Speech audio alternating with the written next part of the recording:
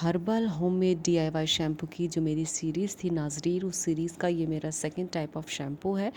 इससे पहली शैम्पू में इससे पहली वीडियो में मैंने आपको बताया था कि सिर्फ 2 इंग्रेडिएंट से हम किस तरह एक बेहतरीन शैम्पू बना सकते हैं, और आज के इस शैम्पू में हमें ज़रूरत होगी 3 इंग्रेडिएंट की। तो मोस्ट ईजी से हमने स्टार्ट किया था और ज़्यादा इंग्रेडिएंट की तरफ अब हम चलेंगे।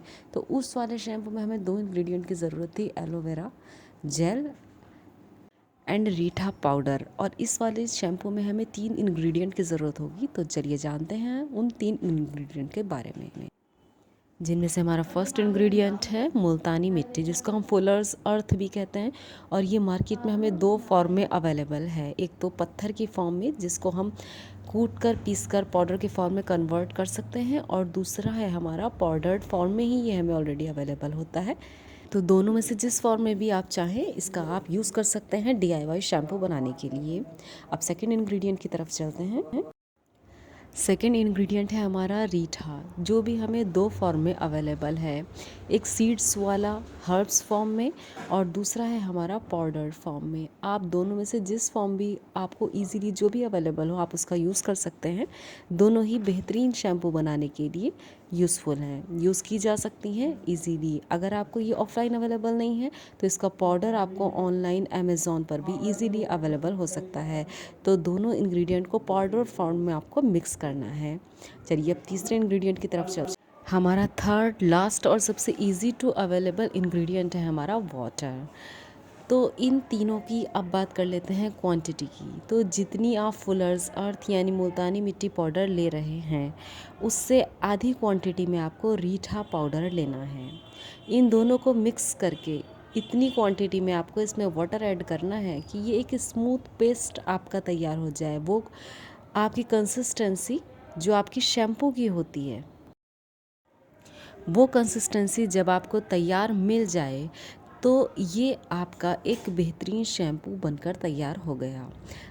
अब बात कर लेते हैं इसकी शेल्फ़ लाइफ की। तो अगर आप इसकी शेल्फ़ लाइफ बढ़ाना चाहते हो, मिसाल के तौर पर आप 1 मंथ का शैम्पू बनाकर तैयार रखना चाहते हो, तो आपको चाहिए कि आप पानी को अच्छी तरह से पकाकर खूब अच्छे से इसको बॉईल करके तब रीठा और मुल्तानी मिट्टी के पाउडर में आप इसको मिक्स कीजिए। Then you can use it till 1 month. ये बिल्कुल अब ये शैम्पू आप बग़ैर ख़राब हुए 1 मंथ तक ईज़िली यूज़ कर सकते हैं। इसमें मुल्तानी मिट्टी जहाँ आपके हेयर्स को स्ट्रेट करने का, आपके हेयर्स से सारी डर्ट और इम्प्योरिटी को दूर करने का काम करेगी, आपके बालों को साफ़ करने का काम करेगी।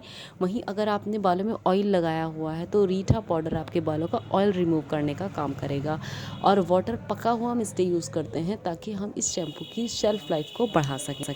ये तो थे 3 बेसिक इंग्रेडिएंट जो इस शैम्पू को बनाने के लिए सबसे ज़्यादा ज़रूरी थे। कुछ डेरिवेटिव्स भी ऐसे हैं, अगर आप वो ऐड कर दें तो ये शैम्पू और ज़्यादा बेहतरीन हो सकता है।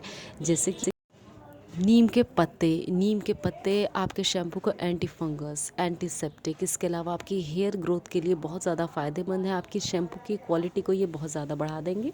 लेकिन ये एक अल्टरनेट है, अगर आपके पास नीम के पत्ते अवेलेबल हैं तो आप इनको पकते हुए पानी में डाल दीजिए, तो उस पानी में ऑटोमेटिक इनका रस, इनका जो जूस है वो नीम के पत्तों का उस पानी में ऐड हो जाएगा। दूसरा है हमारा करी लीव्स, करी पत्ता। अगर आपके पास फ्रेश करी लीव्स मौजूद हैं तो आप वो भी पकते हुए पानी में डाल सकते हैं। इससे क्या होगा कि नीम के पत्ते और करी लीव्स दोनों का एसेंस उस पानी में आ जाएगा। फिर आप अब इस पकते हुए पानी को, जो कि नीम के पत्ते और करी लीव्स की क्वालिटी से भरपूर है, इस पानी को आप उन दोनों पाउडर में, मुल्तानी मिट्टी और रीठे के पाउडर में ऐड कीजिए, तो आपके शैम्पू की क्वालिटी और ज़्यादा बढ़ जाएगी। और करी लीव्स आपके जो हेयर्स हैं उनको एक सिल्कीनेस प्रोवाइड करेगा।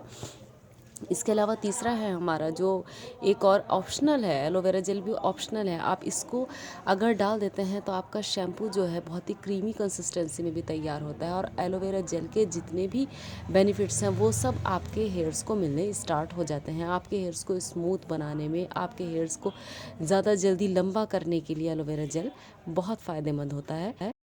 तो ये तो वही बात है कि जितना गुड़ डालेंगे उतना ही मीठा होगा, यानी कि जितना आप इंग्रेडिएंट इसमें ऐड करते जाएंगे आपके शैम्पू की क्वालिटी बढ़ती चली जाएगी और आपके हेयर्स के लिए वो उतना ही ज़्यादा बेनिफिशियल होगा। बाकी बेसिक इंग्रेडिएंट जो हैं इस शैम्पू के वो 3 हैं, मुल्तानी मिट्टी, रीठा पाउडर एंड उबला हुआ पानी। इसके अलावा आप अगर इसमें ये सब लीव्स वगैरह भी ऐड करते हैं तो आपका बहुत ही बेहतरीन शैम्पू बन के तैयार हो जाएगा। अब इसको यूज़ करने का तरीक़ा जान लेते हैं। जब आप नहाने के लिए जाएँ, अपने कपड़े वगैरह हैंग करें, सिर्फ उतनी ही देर के लिए, मुश्किल से 10 मिनट 15 मिनट, या अगर और भी कम आपके पास टाइम है तो 5 मिनट के लिए ही आप इस शैम्पू को अच्छे से अपने बालों में लगा लीजिए।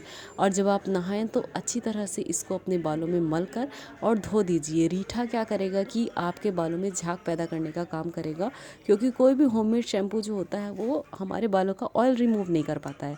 लेकिन अगर आप उसमें रीठा पाउडर मिक्स कर देते हो तो वो हमारे बालों का ऑयल भी ईज़िली रिमूव कर देता है। और कभी कभी हमारे बाल शैम्पू के इतने ज़्यादा हैबिचुअल हो जाते हैं कि इन हर्बल चीज़ों का उनको हैबिचुअल होने में थोड़ा टाइम भी लगता है, इसलिए 1-2 बार में झाग अगर नहीं भी होते हैं और रीठा पाउडर 1% आपके पास अवेलेबल नहीं है, last but not the least जो बात बतानी बहुत ज़रूरी है, तो आप शैम्पू के सैशे ही मुल्तानी मिट्टी पाउडर में मिला सकते हैं और फिर वही गर्म पानी से इसको अच्छे से पेस्ट बनाकर एज ए शैम्पू यूज़ कर सकते हैं। ये भी एक बाहरी शैम्पू के कंपेयर में तो कम से कम आपके बालों के लिए बहुत बहुत बहुत अच्छा होगा। बनाने में भी बहुत ज़्यादा आसान है और जब इसका असर आपके सामने आएगा तो वो तो आपको इसको बार बार बनाने के लिए मजबूर करेगा ही कि इतनी ज़्यादा मेहनत है नहीं और फ़ायदा बहुत ज़्यादा है। तो अगर रीठा पाउडर किसी वजह से नहीं मिल पाता तो कम से कम शैम्पू के सैशे भी आप इसमें मिला सकते हैं और एक बेहतरीन शैम्पू तैयार कर सकते हैं। जज़ाकल्लाह खैर।